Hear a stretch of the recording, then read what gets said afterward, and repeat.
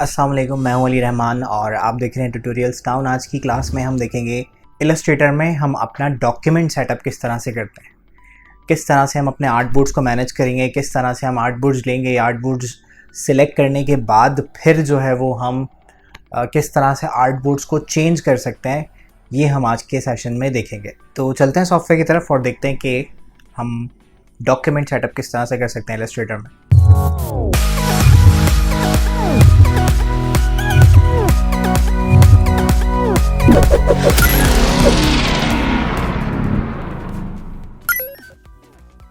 Okay, सो document setup करने के लिए हम क्या करेंगे, जब भी हम इलस्ट्रेटर को ओपन करते हैं, तो ये मैंने इलस्ट्रेटर ओपन किया हुआ है। यहाँ सामने मेरे पास कुछ रीसेंट फाइल्स आ रही हैं, जो भी मैंने लास्ट टाइम इस पे काम किया होगा इलस्ट्रेटर, ये वो फाइल्स मुझे दिखा रहा है।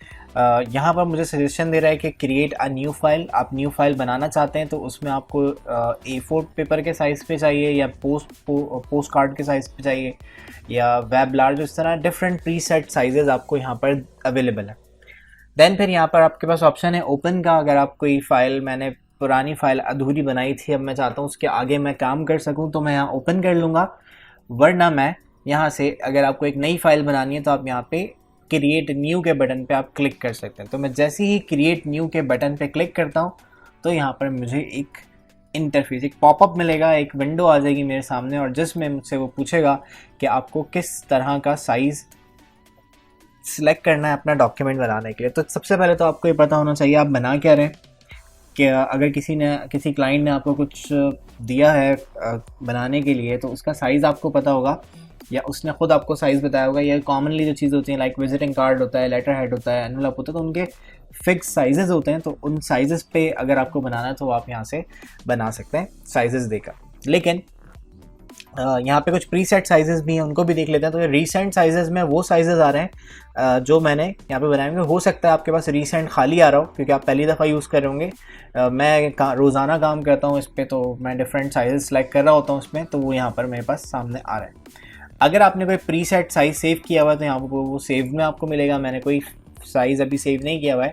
इस तरह मोबाइल फ़ोन पे जाता हूँ, मोबाइल के ऑप्शन पे जाता हूँ, मोबाइल फ़ोन के साइजेस आपको मिल जाएंगे। लाइक आप कोई मोबाइल फ़ोन के लिए वॉलपेपर आप डिज़ाइन कर रहे हैं, मोबाइल फ़ोन के एप्लीकेशन की स्प्लैश स्क्रीन डिज़ाइन कर रहे हैं या दूसरी स्क्रीन आप डिज़ाइन कर रहे हैं अगर इलस्ट्रेटर पे, तो उसके लिए यहाँ पर आपको ये ऑप्शंस अवेलेबल है। इस तरह वेब के ऑप्शंस हैं, वेब के लिए आप कुछ बना रहे हैं, वेब के बैनर्स आपको बनाने हैं या कुछ ऐसी चीज़ें, वेबसाइट आपको उसके प्रोटोटाइप्स बनाने हैं, तो वो उसके लिए भी आप यहाँ से वेब के जो भी लेआउट्स हैं वो आप चूज़ कर सकते हैं। इस तरह प्रिंट पे आप जाएंगे तो प्रिंट के जो पेपर के साइज़ होते हैं वो आपको मिल जाएंगे। फिल्म एंड वीडियो में आपके टीवी स्क्रीन और जो आपकी वीडियो साइजेस होते हैं वो आपको मिल जाएंगे। एंड आर्ट एंड इलस्ट्रेशन में आपको आर्ट एंड इलस्ट्रेशन के जो पेजेस होते हैं उनके साइजेस आपको यहाँ पर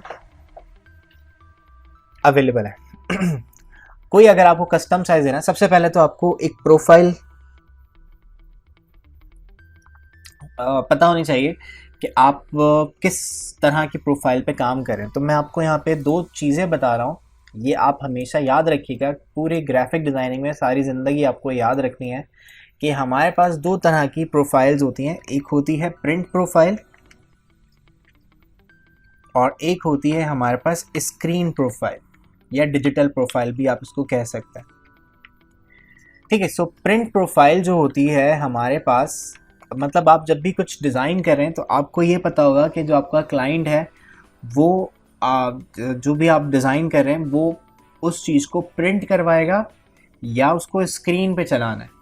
सही, ये बात आपको कन्फर्मली याद होनी चाहिए कि आपका जो क्लाइंट है वो आपसे बनवा रहा है जो चीज़, वो आपकी बनाई हुई चीज़ प्रिंट होगी या स्क्रीन यानी किसी डिजिटल पर्पस के लिए यूज़ होगी।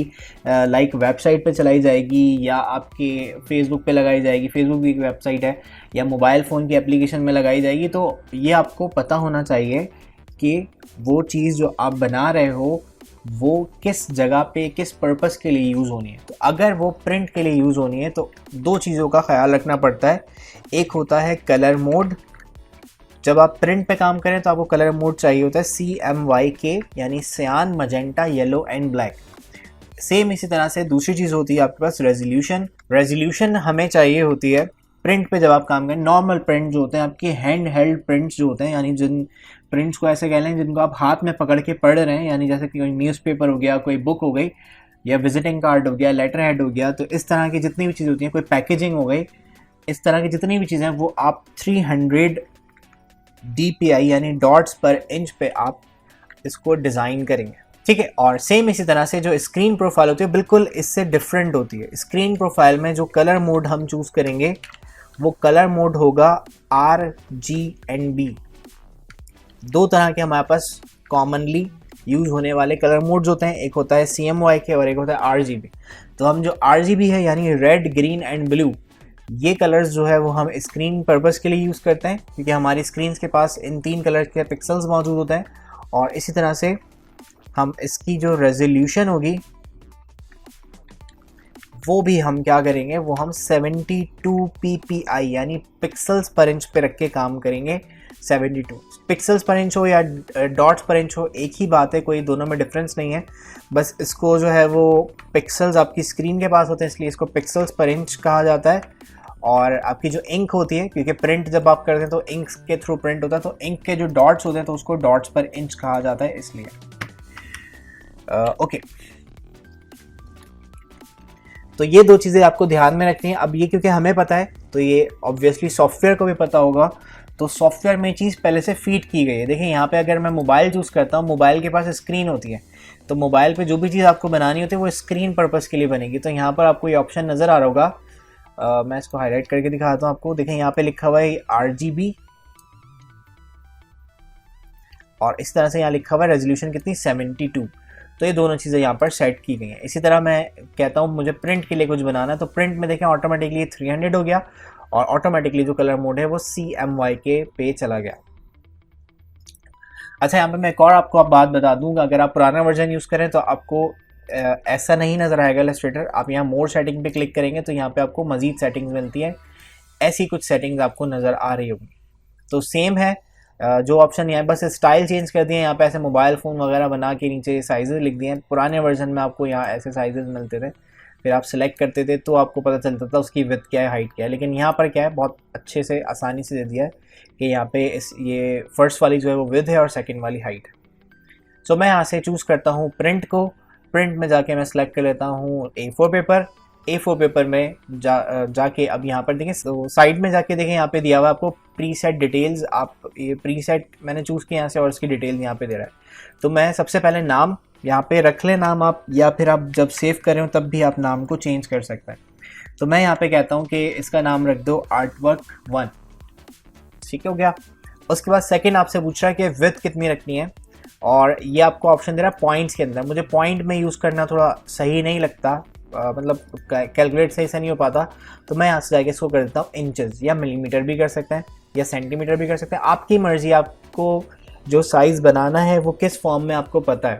तो मुझे सपोज़ इंचेस में साइज़ पता है तो मैं इंचेस सेलेक्ट कर लूँगा, और यहाँ पे विड्थ का ऑप्शन आपके पास है, तो विड्थ मैं चेंज करना चाहता हूँ। ये अभी A4 पेपर की विड्थ बता रहा है, मैं चाहता हूँ कि यहाँ पर जो विड्थ है वो मैं कोई कस्टमाइज विड्थ देना चाहता हूँ। सपोज़ मुझे एक बिल बोर्ड बनाना है, तो मैं यहाँ पे 200 इंचेस बाय 140 इंच करना चाहता हूँ। तो इस तरह से भी आप इसको कर सकते हैं, ठीक है। सो मैं यहाँ पे साइज़ लेता हूँ 15:10। ओके, उसके बाद यहाँ से आपसे पूछ रहा है ओरिएंटेशन। ओरिएंटेशन क्या होती है, आपको पेज जो है वो पोर्ट्रेट में चाहिए या लैंडस्केप में चाहिए। तो पोर्ट्रेट का मतलब क्या होता है, आपके मोबाइल फ़ोन में भी होता है, जब आप स्क्रीन रोटेट करते हैं तो ऐसे अगर आपका फ़ोन है तो वो पोर्ट्रेट कहलाता है। तो इसी तरह अगर पेज है तो पोर्ट्रेट कहलाएगा, और सेकंड वन होता है आपके पास इस तरह से, तो अगर ऐसे पेज है तो वो लैंडस्केप कहलाएगा। तो ये है पोर्ट्रेट और ये है लैंडस्केप। कैसे पहचानते हैं, ऐसे शक्ल से तो पहचान जाएंगे, लेकिन अगर टेक्निकल टर्म में बात करें तो इसकी जो विड्थ है वो कम होगी और जो हाइट है वो ज़्यादा होगी। और इसी तरह से जो लैंडस्केप होता है उसमें विड्थ ज़्यादा होती है और जो हाइट होती है वो कम होती है। सो यहाँ से आप बता सकते हैं कि आपको पेपर जो है वो पोर्ट्रेट फॉर्म में चाहिए या लैंडस्केप फॉर्म में चाहिए। तो मैंने यहाँ से लैंडस्केप रख लिया। उसके बाद ये आपसे पूछ रहा है कि आप कितने आर्ट बोर्ड सेलेक्ट करना चाहते हैं अपना डॉक्यूमेंट बनाने के लिए। तो इलस्ट्रेटर ये मैं 2019 वर्जन यूज़ कर रहा हूँ। इलस्ट्रेटर मैक्सिमम जो है इसमें 1000 आर्टबोर्ड्स ले सकता है। सही देखें 6000 लिखा तो ये इसमें रेड कर दिया। अगर मैं 1001 करता हूँ तो भी ये ख़त्म कर देगा। तो ये 1000 आर्टबोर्ड इसमें ले सकता है, लेकिन कोई फ़ायदा नहीं है 1000 आर्टबोर्ड्स लेने का। आपका सॉफ्टवेयर समझ लें हैंग हो जाएगा और इतनी जगह भी नहीं होती डॉक्यूमेंट के पास कि 1000 आर्टबोर्ड्स वो बना सकें। अगर आप पुराना वर्जन यूज़ करें तो उसमें मैक्सिमम 100 आर्टबोर्ड्स हम ले सकते थे, लेकिन बट यहाँ पे 1000 का ऑप्शन है। मैं 1000 नहीं ले रहा, मैं यहाँ पे 5 आर्टबोर्ड्स ले लेता हूँ आपको दिखाने के लिए कि आर्टबोर्ड्स किस तरह से आता है। उसके बाद यहाँ पे हमारे पास मौजूद है ब्लीड एरिया। ब्लीड एरिया क्या होता है? ब्लीड एरिया मैक्सिमम कितना लेना चाहिए? 0.25 यानी 1 इंच का जो चौथा हिस्सा होता है वो अगर आप लेते हैं तो इतना ब्लीड एरिया काफ़ी होता है सिलेक्ट करना। ब्लीड एरिया बेसिकली हम क्यों लेते हैं? जब कोई एडवांस सेटिंग्स आपको चेंज करनी है तो आप यहाँ से एडवांस ऑप्शन से जाके सेटिंग्स CMY के या रेजोल्यूशन चेंज करनी है तो आप यहाँ से जाके, या प्रीव्यू मोड आपको चेंज करना है तो चेंज कर सकते हैं। हम बात कर रहे थे ब्लीड एरिया की, तो ब्लीड एरिया देखिए मैं यहाँ से अगर सेलेक्ट करता हूँ और क्रिएट करता हूँ, ब्लीड एरिया मैंने रखा हो तो रेड कलर का ही आपको ब्लीड एरिया नज़र आएगा। ब्लीड एरिया बेसिकली आपका जो डिज़ाइन होता है उसका बाहर का सेफ एरिया होता है। यानी ये मेरे पास डिज़ाइन है, यहाँ ये पेज है, इसके बाहर एक एरिया है जो ब्लीड एरिया है। ये क्या करेगा? मेरे डिज़ाइन को बचाएगा। जब भी हम कोई ऐसी कट वाली चीज़ें बना रहे होते हैं या जब डाई कट होती है तो डाई कट में डाइज बराबर बराबर में लगती हैं, तो उसको बराबर में लगाने के लिए हमें कुछ बीच में गैप देना पड़ता है। तो हम क्या करते हैं, हम अपना डिज़ाइन इतना बड़ा बनाते हैं कि जो गैप है वो उसको फिल्ड कर दे, ताकि अगर डाई जो है वो आगे पीछे होकर कट भी हो जाती है तो भी वो ठीक रहे। मैं आपको सपोज़ यहाँ समझाता हूँ। देखें सपोज़ करें ये मेरा जो पेपर है, सपोज़ A4 पेपर है, वो ये है, ठीक है। अब जो मशीन कट कर रही होगी इसको A4 पेपर को, वो कर तो A4 पेपर ही रही होगी, लेकिन कभी कभी ऐसा होता है डाई कट थोड़ा सा मूव हो जाता है। तो सपोज़ इतना मूव हो गया, बहुत मामूली सा होता है, बहुत वाइब्रेशन जो है वो ऑफसेट प्रिंटिंग में हो रही होती है। तो जब कट हो रहा होता है तो इतना वो कट हो गया। अब जब इतना कट होता है तो जो ब्लीड एरिया है, देखें यहाँ से डिज़ाइन के बाहर वाला हिस्सा ले रहा है वो, और यहाँ से डिज़ाइन के अंदर वाला हिस्सा कट कर रहा है वो।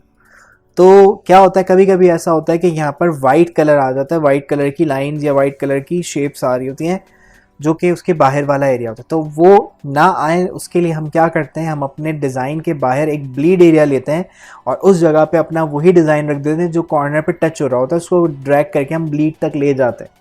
तो ब्लीड एरिया जो है वो आपका कवर हो जाता है। एंड देन जब कट हो रहा होता है कुछ और अगर मशीन थोड़ी सी डाई जो है वो मूव हो जाती है तो इतना ज़्यादा प्रॉब्लम हमें देखने को नहीं मिलता। तो ये याद रखें कि जो आउटर सेफ एरिया होता है वो आपका ब्लीड एरिया होता है। जो आपका आउटर सेफ एरिया है यानी पेज के बाहर एक सेफ एरिया है, उसको कहते हैं ब्लीड एरिया। ब्लीड का मतलब, ब्लीड का वर्ड जो वो ब्लड से ही निकला है और ब्लीडिंग होती है जब कहीं पे कट लग जाता है। तो इसी तरह जब आपके डिज़ाइन में कहीं कट लग रहा है तो उसको आपको संभालना है ब्लीड एरिया के थ्रू। और जो इनसाइड आपके पास सेफ एरिया होता है पेज के अंदर, उसको कहते हैं मार्जिन। बट यहाँ पे मार्जिन की लाइन जो है वो विजिबल नहीं होती। विजिबल हम कर सकते हैं जो सेफ एरिया होता है, बट कैसे करते हैं वो मैं अभी डॉक्यूमेंट सेटअप में बताता हूँ। सो देखिए यहाँ पर मैंने ये पेज सेलेक्ट कर लिए, मेरे पास 5 पेजेस सामने हैं और अब मैं इसको थोड़ा मज़ीद सेटअप करना चाहता हूँ। मतलब कि 5 पेजेस मेरे सामने हैं। ये 5 पेजेस किस साइज़ के हैं? जो मैंने एक पेज का साइज़ लिया था अभी 15x10 उस पेज के साइज़ हैं। बट मैं चाहता हूँ कि जो आपका आर्टबोर्ड का साइज़ है वो 5 का अलग अलग हो, या 2 का अलग हो, 2 का अलग हो, 1 का अलग हो। तो उसके लिए हम क्या करते हैं, हम यहाँ से, या ब्लीड एरिया में ख़त्म करना चाहता हूँ, या बहुत सारे काम हैं जो आप कर सकते हैं। तो नए वर्जन में आपके पास देखिए मैंने बाहर क्लिक किया हुआ तो यहाँ प्रॉपर्टीज़ पैनल में आपको यहाँ पे यूनिट भी नज़र आ रहा है, आर्टबोर्ड नज़र आ रहा है, कौन से आर्टबोर्ड पे मैं काम कर रहा हूँ, और यहाँ पे ऑप्शन दिया हुआ है एडिट आर्टबोर्ड्स का। तो यहाँ से जाके भी कर सकता हूँ, मैं यहाँ पे क्लिक करता हूँ तो एडिट आर्टबोर्ड्स पे ले जाएगा। या फिर आपके पास यहाँ पे टूल अवेलेबल होता है, यहाँ पर ये टूल मौजूद है, ये हैंड टूल है। हैंड टूल के ऊपर एक टूल मौजूद है जिसका नाम है आर्टबोर्ड टूल। इस आर्टबोर्ड टूल को जैसे आप सिलेक्ट करते हैं तो यहाँ साइड में देखिए प्रॉपर्टीज़ पैनल में, और अगर आप पुराना वर्जन यूज़ करें तो यहाँ ऊपर आपके पास क्लासिक, एसेंशियल क्लासिक में, या क्लासिक वर्जन जो हुआ करते थे यानी जो प्रीवियस वर्जन थे उसमें आपको यहाँ पर ऊपर कंट्रोल बार में, कंट्रोल बार के अंदर यहाँ पर ये सब चीज़ें मिल जाएंगी। सो मैं अगर इस आर्ट बोर्ड का नाम चेंज करना चाहता हूँ, सपोज इस पर मैं बना रहा हूँ टाइटल पेज, तो इसका मैंने नाम रख दिया टाइटल। ठीक है, फिर ये मेरे पास सपोज होगा, अच्छा मैंने सॉरी इसका नाम रख दिया, चलें ये भी अच्छी बात है, मैंने टाइटल दूसरे का नाम रख दिया, पहले का नाम मैं रख देता हूँ इंडेक्स। सही है। अच्छा अब इस इंडेक्स को मुझे चेंज करना है, तो इंडेक्स को मैंने थोड़ा सा साइड में किया और मैं चाहता हूँ ये A4 पेपर के साइज़ का इंडेक्स का पेज होना चाहिए। तो अब A4 का साइज़ याद होना चाहिए वैसे आपको, लेकिन अगर याद नहीं है तो देखें यहाँ पर आपको प्रीसेट और यहाँ पे आपको एक ऑप्शन दिया हुआ कस्टम का, यहाँ से आप जाके वो साइज़ सेलेक्ट कर सकते हैं। A4 कर लिया। इसी तरह से मैं चाहता हूँ ये लैंडस्केप नहीं हो, पोर्ट्रेट होना चाहिए, तो मैं यहाँ से जाके इसको पोर्ट्रेट में भी कन्वर्ट कर सकता हूँ। तो ये मैंने इंडेक्स का साइज़ दे दिया। अच्छा टाइटल पेज का भी साइज़ मुझे A4 ही चाहिए, तो मैं यहाँ से जाके A4 चूज़ कर लेता हूँ और मैंने यहाँ से जाके पोर्ट्रेट करवा दी। आर्ट बोर्ड नंबर जो 3 है, सपोज वो मुझे नहीं चाहिए, तो मैं सिंपल सेलेक्ट करूँगा और यहाँ से कीबोर्ड से आप डिलीट के बटन को प्रेस करेंगे तो ये डिलीट हो जाएगा। उसके बाद ये चौथा जो पेज है इसको मैं सेलेक्ट करता हूँ, इसका आप मैनुअली साइज़ चेंज करना चाहते हो तो आप मैनुअली यहाँ से जाके आर्ट बोर्ड का साइज़ चेंज कर सकते हैं। सपोज़ ये मैंने बनाया है कार्ड, तो मैं इसका नाम रख देता हूँ इनविटेशन कार्ड फ्रंट। अच्छा अब इसी साइज़ का मुझे बैक भी लेना है, बैक जो मेरे पास, अच्छा मैंने इंटर प्रेस नहीं किया, सो इनविटेशन कार्ड फ्रंट मैंने लिखा और एंटर प्रेस कर दिया तो इसका नाम हो गया। अब इसी साइज़ का मुझे बैक कार्ड भी बनाना है, तो मैं इसको चेंज करूँ, उससे अच्छा क्या है मैं इसी आर्ट बोर्ड को सिलेक्ट करके ऑल्ट प्रेस करूँगा और इसकी कॉपी ले लूँगा, तो सेम ऐसा ही आर्ट बोर्ड मुझे बराबर में मिल जाएगा एंड देन मैं इसकी कॉपी यहाँ से जाके कर सकता हूँ। और ये जो फोर्थ वाला है इसका नाम मुझे रखना है बैक पेज, और जो बैक पेज है वो कैसा होना चाहिए, वो भी इंडेक्स पेज जैसा ही होना चाहिए। तो मैं क्या करूँगा, मैं यहाँ से जाके A4 पेपर सेलेक्ट कर लूँगा और पोर्ट्रेट में चेंज कर दिया। ठीक है, अब यहाँ पे मैं आपको बताता हूँ अरेंजमेंट। देखें सबसे पहले आना चाहिए टाइटल पेज। अगर आप यहाँ पे गौर करें तो यहाँ पे कुछ आर्टबोर्ड नंबर्स दिए गए, इंडेक्स है पेज नंबर 1, इसी तरह टाइटल है पेज नंबर 2 और बैक पेज है पेज नंबर 4। जबकि मुझे चाहिए टाइटल पेज नंबर 1 होना चाहिए, इंडेक्स पेज नंबर 2 होना चाहिए और जो बैक पेज है वो पेज नंबर 3 होना चाहिए। ये जो इनविटेशन कार्ड्स हैं बिल्कुल अलग है। ठीक है, सो उसके लिए मैं क्या करूँगा, देखें पेजेस को आगे पीछे रखने से कुछ नहीं होगा। अगर मैं टाइटल यहाँ रख देता हूँ और इंडेक्स पे मैंने बैक पेज, तब भी देखें कुछ नहीं हुआ, जैसे पेज हमने सिलेक्ट किए थे वैसे ही पेजेस हमें यहाँ पर मिल रहे हैं। टाइटल पेज अभी भी सेकंड ही है, इंडेक्स पेज अभी भी नंबर 1 ही है और बैक पेज नंबर 4 है। तो ये वाली अरेंजमेंट अगर आप चेंज करना चाहते हैं तो वो आपको चेंज करनी पड़ती है विंडो में जाके आर्ट बोर्ड्स पैनल में। ये आर्ट बोर्ड्स पैनल है, यहाँ पर मैं चाहता हूँ टाइटल पेज ऊपर होना चाहिए, तो मैंने क्लिक किया और ड्रैग करके टाइटल पेज को ऊपर रख दिया। फिर मैंने चाहा कि इंडेक्स पेज हो, देन फिर मैं चाहता हूँ कि बैक पेज उसके बाद आए, नहीं सॉरी बैक पेज ये रहा, और उसके बाद ये इनविटेशन का फ्रंट और फिर इनविटेशन का बैक। तो इस तरह से हम अपने डॉक्यूमेंट्स को सेट कर सकते हैं। सो ये थी आज की क्लास, होप आपको पसंद आई होगी, समझ में आई होगी। अगर समझ में आई तो लाइक कर दीजिए और नीचे जो सब्सक्राइब का बटन है उसको ज़रूर ज़रूर ज़रूर जो है वो आप प्रेस कर दें, और उसके बराबर में एक बेल आइकन होगा उसको भी हिट कर दीजिएगा, और उसमें ऑल का जो फीचर होता है वो आप सेलेक्ट कीजिएगा, ताकि मेरी जो नई आने वाली वीडियोस हैं, इस क्लास के बाद की जो वीडियोस होंगी, उन सब के नोटिफिकेशंस आपके डिवाइस पे, जो भी आप डिवाइस मोबाइल फ़ोन यूज़ करें उस पर आपको मिल जाएगा। तो मिलते हैं नेक्स्ट क्लास में, तब तक के लिए अल्लाह हाफ़िज़।